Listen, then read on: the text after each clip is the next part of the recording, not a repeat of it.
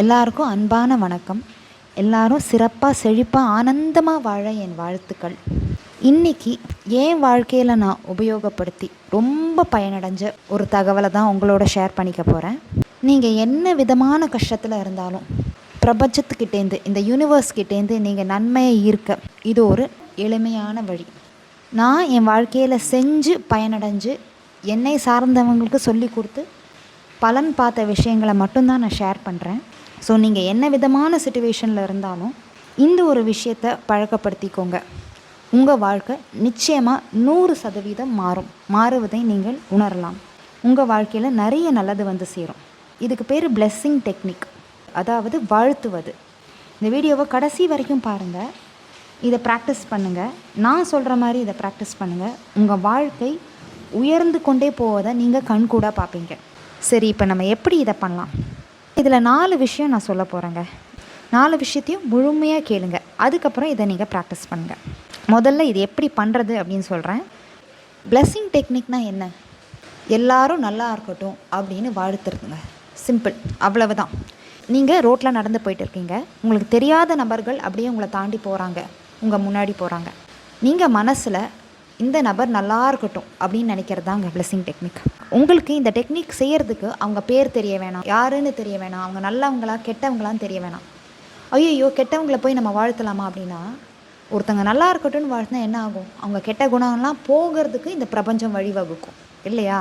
So நீங்கள் யார் என்னன்னு தெரியாமல் தெரிஞ்சவங்களையும் வாழ்த்தலாம், தெரியாதவங்களையும் வாழ்த்தலாம். இது ஒரு நாளைக்கு ஒரு 10 நிமிடமாவது நீங்கள் செஞ்சு பாருங்கள். நீங்கள் நிறைய செய்ய உங்களுக்கு பலன்கள் பன்மடங்கு ஆய்கொண்டே போகும். உதாரணத்துக்கு நீங்கள் ஆஃபீஸ் போகிறீங்க, பஸ்ஸில் போகிறீங்க. அப்போ நீங்கள் பார்க்குறவங்களெல்லாம், ஈவன் பிராணிகள், நீங்கள் நாய் பூனையை பார்க்குறீங்க, ரோட்டில் பசுமாடை பார்க்குறீங்க, யாரெல்லாம் உங்களை சுற்றி பார்க்குறீங்களோ, இந்த பஸ்ஸில் இருக்கிறவங்கெல்லாம் நல்லா இருக்கட்டும், இந்த பஸ்ஸோட ஓட்டுநர் நல்லா இருக்கட்டும், இந்த ரோட்டில் என் கூட ட்ராவல் பண்ணுறவங்கலாம் நல்லா இருக்கட்டும், இன்றைக்கி ஆஃபீஸில் இருக்கிறவங்கெல்லாம் நல்லா இருக்கட்டும், அவங்க குடும்பத்தோடு நல்லா இருக்கட்டும், சந்தோஷமாக இருக்கட்டும், இப்படின்னு நீங்கள் வாழ்த்திக்கிட்டே வாங்கலேன். இது தினசரி நீங்கள் ப்ராக்டிஸ் பண்ணி பண்ணி பண்ணி வர பிரபஞ்சம் உங்களை நல்லா வைப்பதை நீங்கள் உணருவீங்க. இது நிதர்சனமான உண்மை. இது எப்படி வேலை செய்யும் நான் உங்களுக்கு இப்போது ஒரு 4 பாயிண்ட்ஸில் எக்ஸ்பிளைன் பண்ணுறேன். முழுசாக கேளுங்க, அப்போ தான் உங்களுக்கு இதனோட ஆழம் புரியும். 1, நம்ம எப்போ ஒருத்தரை வாழ்த்துவோம்? யாராவது நம்ம காலில் விழுந்து ஆசீர்வாதம் வாங்கினா, இல்லை ஒரு கல்யாணத்துக்கு போகிறோம், அட்சதை கொடுக்குறாங்க. ஸோ ஒருத்தர் நல்லா இருக்கட்டும் நீங்கள் ப்ளெஸ் பண்ணுவோம் அப்படின்னாலே நீங்கள் ஒரு உயர்ந்த இடத்துல இருக்கீங்கன்னு அர்த்தம். இதை ப்ராக்டிஸ் பண்ணுறது மூலமாக நீங்கள் என்ன பண்ணுறீங்க? நீங்களே சப்கான்ஷியஸாக அவங்கள ஒரு உயர்ந்த இடத்துக்கு வச்சுக்கிறீங்க. இது 1. 2வது பாயிண்ட், நீங்கள் இந்த பிரபஞ்சத்துக்கு என்ன கொடுக்குறீங்களோ அது உங்களுக்கு பன்மடங்காகி எப்பொழுதுமே திரும்ப வரும். ஸோ கொடுப்பவர்கள் தான் பெறவும் செய்வாங்க. அப்போ நீங்கள் அன்பை கொடுத்தீங்கன்னா அன்பு திரும்ப வரும், வெறுப்பை கொடுத்தீங்கன்னா வெறுப்பு திரும்ப வரும். அதே போல் தாங்க நீங்கள் வாழ்த்துக்களையும் ஆசீர்வாதத்தையும் கொடுத்தீங்கன்னா உங்களுக்கு இந்த பிரபஞ்சம் அளவில்லாமல் ஆசீர்வாதம் செஞ்சு கொண்டே இருக்கும். இது உலக நேதி. இதுதான் 2வது பாயிண்ட். 3வது என்னன்னு பார்ப்போம்.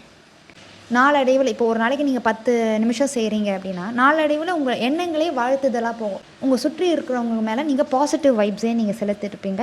உங்கள் மனசுலேருந்து பாசிட்டிவ் எண்ணங்களும் பாசிட்டிவ் வார்த்தைகளும் வரும். யாராவது கெட்ட வார்த்தை சொல்லி வாழ்த்துறது நீங்கள் கேட்டிருக்கீங்களா? வாழ்த்துதல்னாலே நல்ல வார்த்தை தான். நல்லா இரு, உனக்கு எல்லாம் சக்ஸஸாக நடக்கட்டும், இப்படி தான் நம்ம ஒருத்தரை வாழ்த்துவோம். ஆனால் இது அவ்வளோ சுலபமா? எனக்கு தோணாமல் நான் வாழ்த்தலாமா? கண்டிப்பாக ஃபேக்காக பண்ணக்கூடாதுங்க. நீங்கள் மனப்பூர்வமாக உணர்ந்து தான் பண்ணோம். ஆனால் அது சுலபமாக வரலையே. நமக்கு சிறு வயதிலேயே பழகிட்டு இருக்கும். இன்னொருத்தர் முன்னேறினா நம்ம முன்னேற மாட்டோம் அப்படின்றது கிடையாதுங்க. இந்த யூனிவர்ஸ் ஒரு அளவில்லாத ஒரு தங்கச்சுடர் மாதிரி, அதில் எடுக்க வந்துக்கிட்டே இருக்குங்க. நல்ல விஷயங்கள் எவ்வளவோ இருக்கும். இப்போ நீங்கள் இன்னொருத்தனோட கம்பேர் பண்ணி அவனை அரை மனசாக வாழ்த்துறீங்க அப்படின்னாலே உங்கள் மனசுக்குள்ளே ஒரு போட்டி வருது. நீங்கள் அவரோடு சேர்ந்து ஒரு சிறிய வட்டத்தில் உங்களை லிமிட் பண்ணிக்கிறீங்கன்னு அர்த்தம். புரியுதுங்களா? உங்களுடைய வட்டத்தை நீங்களாக குறுக்கிக்கிறீங்க. ஓ, என்னை விட அவன் பெரியவன் ஆயிட்டானோ அப்படின்னு. அப்போ உங்கள் வாழ்த்தும் போது என்ன பண்ணுறீங்க?